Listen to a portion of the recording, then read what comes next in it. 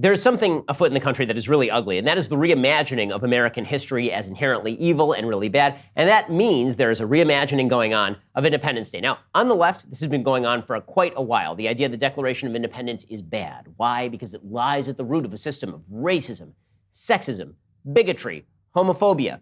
You hear this sort of stuff from people like Pharrell Williams, who's done pretty well in the United States. You hear it from columnists over at Salon magazine. You're going to hear it increasingly over time as leftists begin to reflect the woke brand of history led by Howard Zinn that basically suggests that America is a bad place and that the Declaration of Independence is really bad and thus July 4th is not really worth celebrating. Now, all of that is wrong. July 4th is absolutely worth celebrating because July 4th was the celebration of the cementing of certain values that are key to all prosperity, all human freedom in modern civilization. The Declaration of Independence upholds certain immutable fundamental truths upon which all of America is built. It is 100% true that those principles were not lived in accordance with by the Founding Fathers or by subsequent generations of Americans. But the whole point of American history is that these principles were true, they were good, and they were realized for more and more Americans over time. Right? That is the real story of American history. So let's talk about the real history of the Declaration of Independence and the principles that it actually embodies for just a second, beyond all of the woke talk about how all systems of power in the United States, all racist and brutal, spring from the Declaration of Independence. First of all, just a little bit of kind of fun history. The reality is that the Declaration of Independence was actually voted on and signed on July 2nd. So John Adams actually thought that July 2nd was going to be the big day. He wrote about this. He said the second day of July 1776 will be the most memorable epocha in the history of America. I am apt to believe that it will be celebrated by succeeding generations as the great anniversary festival. It ought to be commemorated as the day of deliverance by solemn acts of devotion to God Almighty. It ought to be solemnized with pomp and parade, with shows, games, sports, guns, bells, bonfires, and illuminations from one end of this continent to the other, from this time forward forevermore. So he's only off by 2 days. Right? The reason he was off by 2 days is because July 4th was the day that Congress authorized and printed it. So that was the day that really the American public first got acquainted with the Declaration of Independence. So what is in the Declaration of Independence? Abraham Lincoln rightly suggested that the Declaration of Independence was essentially an apple of gold and that the Constitution, which was framed in order to make present the values of the Declaration, was the frame of silver. So he described it that way. He said this is the apple of gold and the Constitution is the frame of silver designed to sort of embody the values of the Declaration in a governmental structure. This is what the Federalist Papers are all about. The Federalist Papers are all about how you take the high principles of the Declaration and then implement them in real life. And of course, all of American history is about how those high principles are made manifest for more and more human beings over time. Let me just read you, because it's such a beautifully written document. There's a reason that there are statues of Thomas Jefferson. Okay, they're not because he was a slaveholder. It is not because of his relationship, his perverse relationship with Sally Hemings. The reason that Thomas Jefferson was president of the United States is because he wrote these words. And these words are still some of the most glorious words ever written. This is from the Declaration of Independence, and it is the key to American philosophy. Quote, "We hold these truths to be self-evident, that all men are created equal, that they are endowed by their Creator with certain unalienable rights, that among these are life, liberty, and the pursuit of happiness, that to secure these rights, governments are instituted among men, deriving their just powers from the consent of the governed." Okay, that long sentence is probably the most famous sentence and the most important sentence in all of American history, one of the most famous and important sentences in all of human history. Our founding fathers pledged their lives and their duty and their sacred honor to those principles. So did the soldiers who fell to fight slavery at Gettysburg. So did the civil rights heroes who were standing in order to make present those promises, to fulfill the promissory note, as Martin Luther King Jr. suggested, that was laid out in the Declaration of Independence. So what does this mean? Well, the philosophy of the U.S. rests on three basic principles. First, the reality of natural rights pre-existing government. Government does not create your rights pre-exist government. That means that the government is instituted in order to protect those rights. This is point number two. The government is not there to invade your rights. The government is only in power to protect the rights you had before government.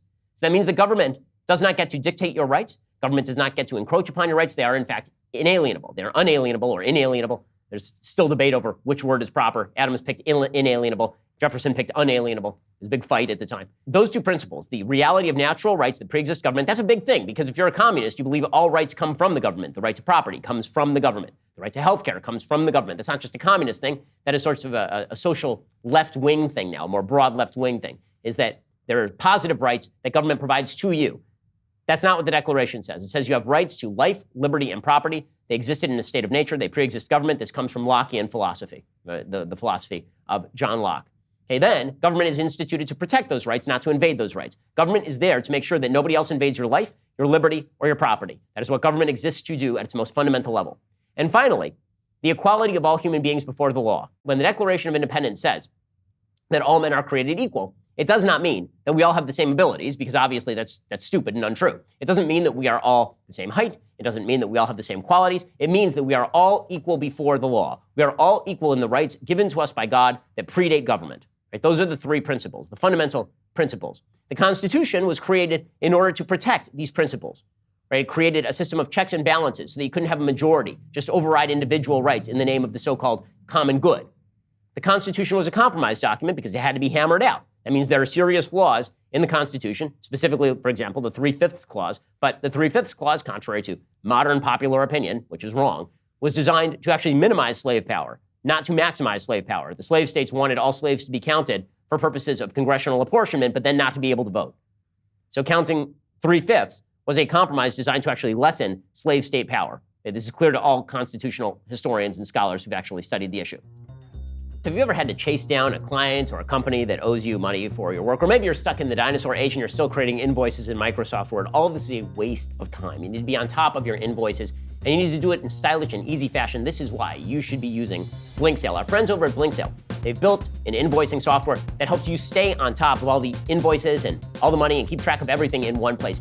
Some of the things you can do with Blinktale: send beautiful custom branded invoices and estimates in seconds. You can stay on top of those outstanding invoices so you don't have to just shuffle through a sheaf of papers on your old Microsoft Word docs. You can let your customers and clients pay your invoices online, which is really convenient. And you even get instant notifications when a customer opens your invoice so you know who exactly is dodging the bill. Less time worrying about billing. That means more time focusing on the work, more time building up your business. If you are a business owner, you should be focused on building that business, not on all of the sort of busy work of the invoices. So get it done right now, easily and quickly. Try Blinktale for free at blinktale.com/Ben. That is BLINKSALE.com/Ben. Blinktale.com/Ben. Go check them out today and try it out for free. Blinktale.com/Ben. The constitutional system's enumerated powers, right, were designed to prevent the government from encroaching on your rights. The government only has these specific powers. The government does not have any other powers. Because if you give the government more power, it has more power to invade the rights that were guaranteed by the Declaration of Independence. Now, one of the things that the modern disintegrationists, as I call them in my new book, How to Destroy America in 3 Easy Steps, one of the things the modern disintegrationists have very much in common with the people who were in favor of slaveholding in the Constitution is they believe the Declaration and the Constitution were severable. The reason we celebrate July 4th, and it's become much more of a celebration day than Constitution Day, is because Constitution Day is really about the implementation of a governmental system. The Declaration is about those highfalutin principles. There's a line of people in American history who didn't like those principles. So slaveholders didn't like those principles. John C. Calhoun said the Declaration of Independence was a lie. He said the Constitution was the only thing that mattered because it was just a bargain between the states, and if that bargain was violated, then you got to dissolve the Constitution. Abraham Lincoln argued that the Constitution was meant to embody the principles of the Declaration, which is why the federal government had the power to move toward fulfilling the principles of the Declaration of Independence, even if it meant rewriting the bargain of the Constitution a little bit in accordance with the Declaration, right? That is the main debate there. Woodrow Wilson, an enemy to freedom, also suggested that the Declaration of Independence no longer mattered because the very concept of natural rights, individual natural rights, prevented the government from doing the vast work that it needed to do. The progressive movement was based on the idea the founders were wrong. There were no immutable truths, self-evident truths. There was no equality before law because absolutely certain people should be given certain privileges. Right? We see this now in the notion that if you are of a particular ilk, then you don't deserve good treatment at the hands of the law. Brett Kavanaugh is a good example of this. Due process doesn't apply to Brett Kavanaugh because Brett Kavanaugh is white and male and has benefited from the system. And so anybody who upholds the notion of equal justice before law is actually upholding a system that is in and of itself evocative of hierarchies. So there are two speeches that I think are really important when we talk about July 4th. One is from Frederick Douglass, who, as I've said, is the second founding father. And the second is from Calvin Coolidge, maybe the most underrated president in American history. Frederick Douglass speaks of why July 4th didn't originally apply to black Americans and suggests its shortcoming. He spoke this in 1852, while slavery was still very much alive. And suffice it to say, Frederick Douglass suffered a lot more under slavery than anybody alive today. Right, so Frederick Douglass, in saying this, is recognizing the great principles of July 4th and recognizing that those principles had to be extended. And in their extension, it made July 4th worth celebrating for all Americans. He said, the signers of the Declaration of Independence were brave men. They were great men too. great enough to give fame to a great age. They believed in order, but not in the order of tyranny. With them, nothing was settled that was not right. With them, justice, liberty, and humanity were final, not slavery and oppression. Are the great principles of political freedom and of natural justice embodied in that Declaration of Independence extended to us? That was the question of American history. The answer of the Civil War was yes. The answer of the Civil Rights Act of 1964 and the Civil Rights Movement was yes. It was MLK who cited the Declaration of Independence as the inspiration for the Civil Rights Movement. That's why July 4th is worth celebrating. And then there's Calvin Coolidge's speech. It was given on the 150th anniversary of July 4th. It's a beautiful speech. He talks about the innate value of the principles. Right? He's really arguing with Woodrow Wilson here, who said that the Declaration of Independence was hackneyed and the phraseology was old. Calvin Coolidge says, if all men are created equal, that is final. If they are endowed with inalienable rights, that is final. If governments derive their just powers from the consent of the governed, that is final. No advance, no progress can be made beyond these propositions. If anybody wishes to deny their truth or their soundness, the only direction in which he can proceed historically is not forward, but backward, toward the time when there was no equality, no rights of the individual, no rule of the people. We live in an age of science and of abounding accumulation of material things. These did not create our Declaration. Our Declaration created them. In other words, all the good stuff in your life, in America, that springs from the philosophy of the Declaration. Do not throw it away. Do not throw away July 4th simply because you have a more attractive version of history that you'd like to present that makes you more self-righteous than you actually are. July 4th is a great celebration of fundamental American principles. Those principles are well worth celebrating for all of us. Hope you have a wonderful Independence Day. And while you're at it, go pick up a copy of How to Destroy America in 3 Easy Steps, which discusses all of this at more length. If you enjoyed this video, share it with a friend and make sure that you're subscribed in the link below.